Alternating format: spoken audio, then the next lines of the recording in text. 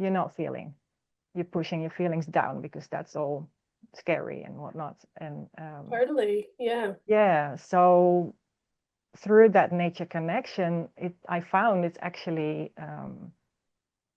I think one of the most gentle, easy, and fun ways to find yourself again.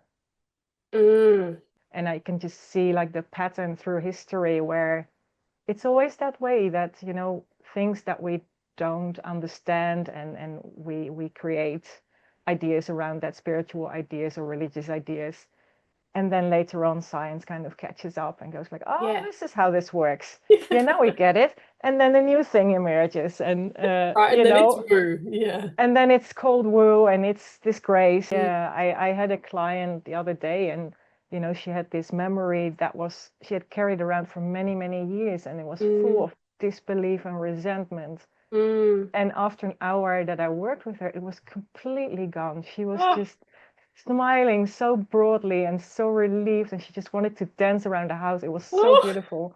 And it feels like magic, right? When you witness something like that, is that kind of brings everything together, because people started telling me, like, other coaches and people that I worked with, you have a choice in how you feel in each moment. And I just stared at them like they were nuts, because I was like, how is that possible? I'm miserable. I have all these circumstances in my life, and I have all this chronic pain, and I'm miserable. How What can do you I mean? choose to feel happy? That makes no sense. Mm-hmm. And yeah, so I understand if people are in that place, because it can feel really impossible. Yeah. But along the way, I have learned the truth of it, and that's really, really powerful.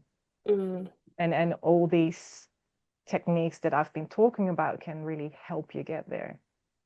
Because once you break that open, there's unlimited possibilities, and it changes your complete perspective of the world, no matter what your circumstances are.